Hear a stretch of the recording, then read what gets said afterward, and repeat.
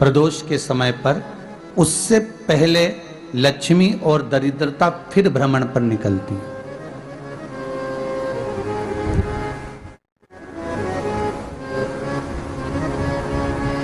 शिव भ्रमण कर कर जब वापिस आ जाते हैं, हिंदू धर्म में पीपल के वृक्ष की जो गणना वराह पुराण में करी गई है, 4 बजे से 7 बजे तक शिव के भ्रमण का समय बताया है शाम को। तो 7 बजे से लेकर फिर रात्रि 9 बजे तक लक्ष्मी और दरिद्रता फिर भ्रमण पर जाती है।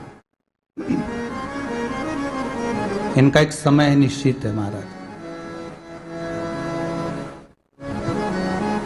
भ्रमण कर कर आ जाना। अब इस बीच में जब लक्ष्मी और दरिद्रता दोनों निकल कर जा रही हैं, तो दोनों एक भाव रख कर जाती हैं कि आज हमको कहां प्रवेश करना है।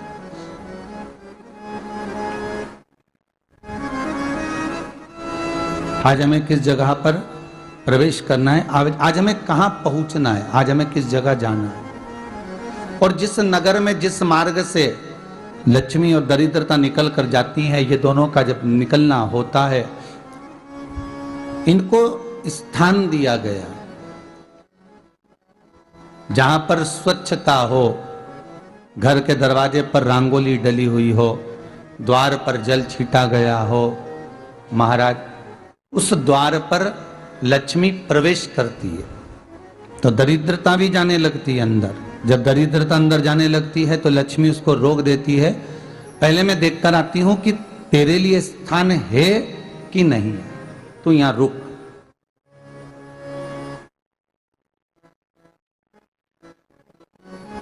कुछ देर तक दरिद्रता बाहर खड़ी रहती है और लक्ष्मी जी की बड़ी बहन जब दरिद्रता बार बार अंदर जाने का प्रयास करती है तो लक्ष्मी जी कहती हैं, जी तू इतनी बड़ी होकर तुझे मालूम है तू तेरा सम्मान होना चाहिए, आदर होना चाहिए, और तू अंदर चली जाए और कोई तेरा सम्मान ना करे तो कितना बुरा लगेगा, इसलिए तू बाहर खड़ी रहे, मैं अभी आई। अंदर जाती है और जब लक्ष्मी जी भ्रमण कर लेती हैं, अंदर प्रवेश कर कर आती हैं और प्रवेश कर कर आती हैं तो दरिद्रता पूछती है चले अंदर। तो लक्ष्मी जी कहती हैं, तुझे मालूम नहीं है क्या जी कि जिस घर में मैं प्रवेश कर जाती हूं उस घर में फिर दरिद्रता नहीं जा सकती, क्योंकि यह तेरा वचन था, यह तेरा वचन था।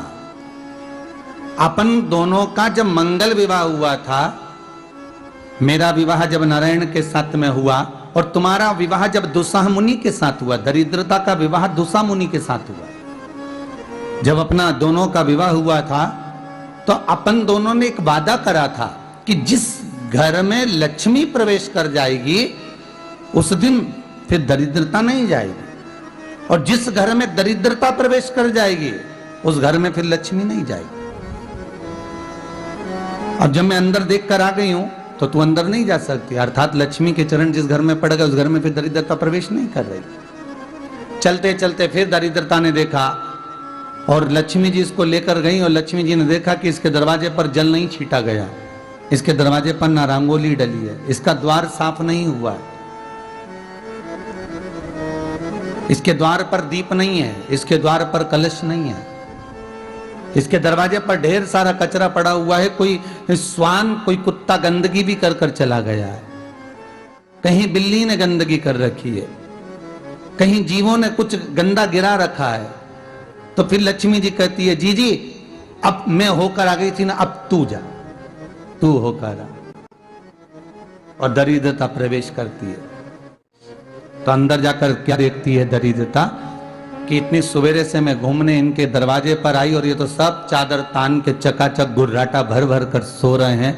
तो दरिद्रता कह देती है, तुम्हारा भाग्य ही बेकार है, तुम्हें क्या करूं, तुम ऐसे ही सोते रहो। और दरिद्रता गुस्से में बाहर निकल कर आती है, लक्ष्मी से कहती है, लक्ष्मी तू इसके घर में जाना ही मत ही। तो दरिद्रता को कहती है, जी तेरी बात नहीं मानूंगी क्या मैं? लक्ष्मी जी बोली, मैं तेरी बात नहीं मानूंगी, बिल्कुल नहीं जाऊंगी इसके घर में, तू चिंता मत कर, चल आगे चले। फिर आगे बढ़े। ये लक्ष्मी और दरिद्रता का प्रवेश है।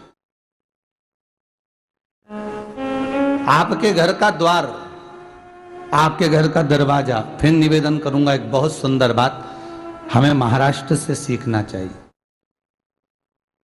हमें साउथ से सीखना चाहिए, दक्षिण से।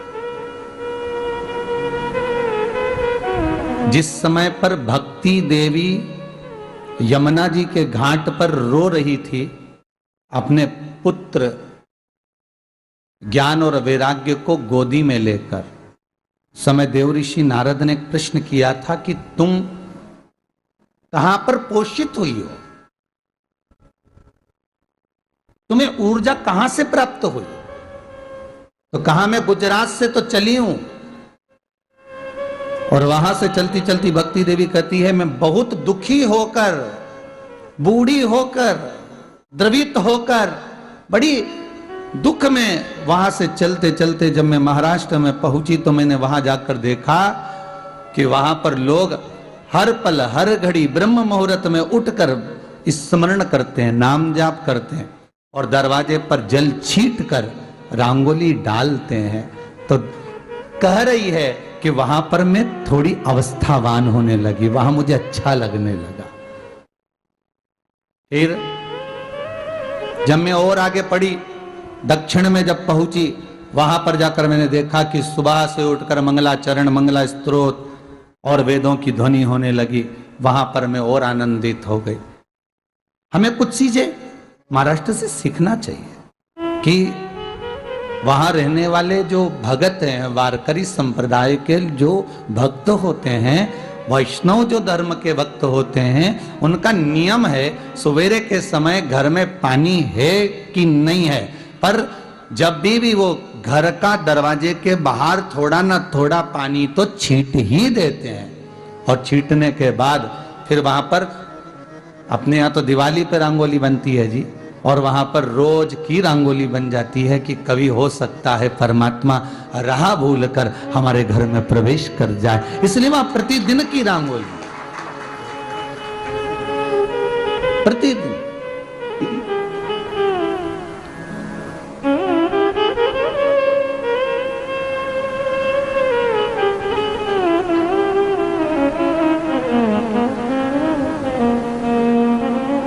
हमें सीखना चाहिए थोड़ा सा। आज के जमाने में तो बहू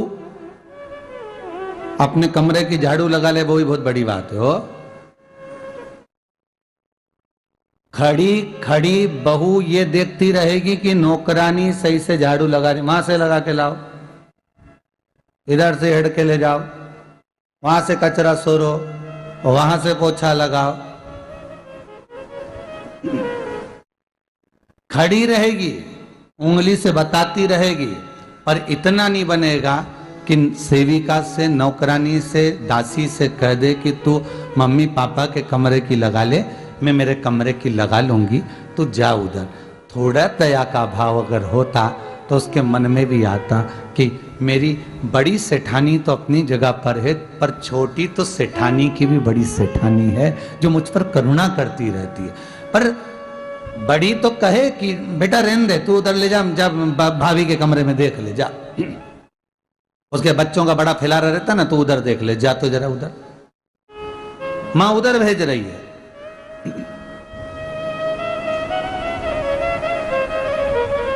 थोड़ा सेवा का भाव हमारे भीतर हो।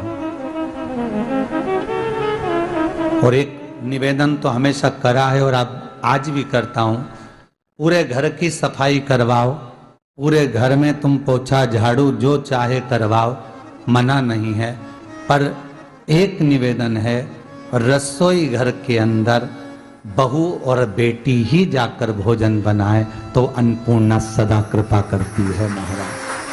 बहू और बेटी ही।